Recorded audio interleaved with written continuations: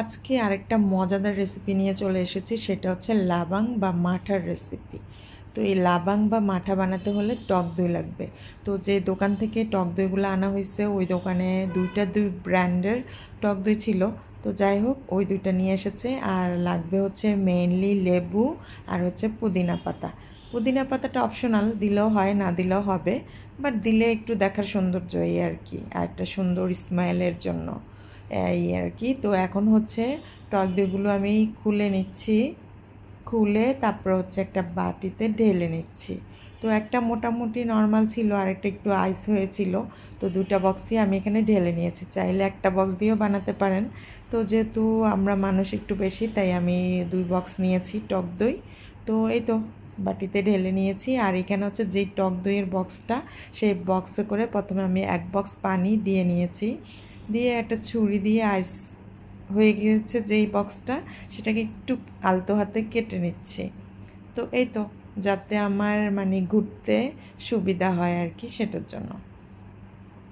তো ওইটা এখন আমি একটা ডালঘুটনি নিয়ে, চাইলে হ্যান্ড ব্লেন্ডার দিয়ে বা হ্যান্ড উইক্স দিয়েও ব্লেন্ড করা যেতে পারে। তো যার হাতের কাছে যেটা থাকবে সেটা দিয়ে সুন্দর করে ব্লেন্ড করে নিতে হবে।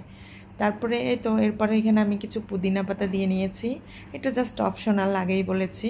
এরপরে হচ্ছে এখানে আমি 2টা লেবু রস করে দিয়েছি। এই তো, তো চিপে চিপে রসটা নিয়ে নিচ্ছি। তো ভালো মতো আমি 2টা লেবুর রস দিয়ে এরপরে খোসা সহই কিন্তু আমি এই টক দইয়ের মধ্যে ফেলে দিচ্ছি, জাস্ট দেখার সৌন্দর্যের জন্য আর কি আমি এটা করেছি, এটাও অপশনাল। তো এখন হচ্ছে আমি আবার একটু ডাল ঘুটনি দিয়ে ভালো করে ঘুটে নিব।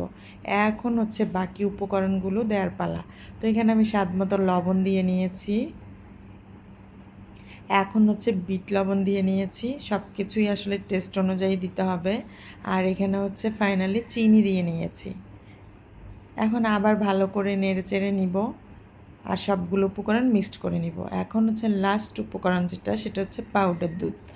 তো পাউডার দুধটা দিলে একটু খেতে অন্যরকম একটা টেস্ট লাগবে, তাই অবশ্যই পাউডার দুধটা দিতে হবে। তো এখানে প্রায় আমি 3-4 টেবিল চামচের মতো পাউডার দুধ দিয়ে নিয়েছি, নিয়ে এখন ভালো করে ডাল ঘুটনি দিয়ে ঘুটে নিতে হবে।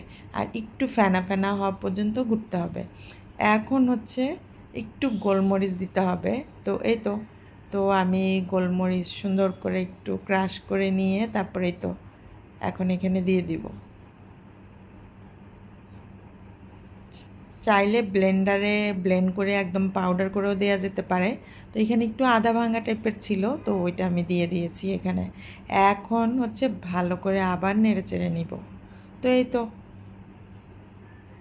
আবার আরেকটু আমি এখানে গোলমরিচ দিয়ে নিয়েছি, আমার কাছে মনে হলো যে আরেকটু দিলে সুন্দর একটি স্মেল আসবে, তাই আমি আবার অল্প একটু এখানে দিয়ে নিয়েছি। এখন আবার আমাকে ভালো করে মিক্সড করে নিতে হবে। তো এই তো, এই হচ্ছে ফাইনালি মজাদার ঠান্ডা ঠান্ডা লাবাং বা মাঠা। এটা ইফতারিতে খেলে কি পরিমাণে যে শান্তি লাগবে, শুধু একবার বানায় খেয়ে দেখবেন, অনেক মজার, অনেক ইয়াম ইয়াম। এই লাবাং বা মাঠা একদম দোকানের মতোই খেতে টেস্ট হয়েছে। আপনারা অবশ্যই বানিয়ে খাবেন আর অবশ্যই আমাকে কমেন্ট করে জানাবেন কেমন লেগেছে আপনাদের কাছে। আর আমার ভিডিওটি আপনাদের কেমন লেগেছে অবশ্যই কমেন্ট করে জানাতে ভুলবেন না। তো আপনারা সবাই ভালো থাকবেন, ইনশাআল্লাহ নেক্সট কোনো ভিডিওতে দেখা হবে, কথা হবে। সে পর্যন্ত আল্লাহ হাফেজ।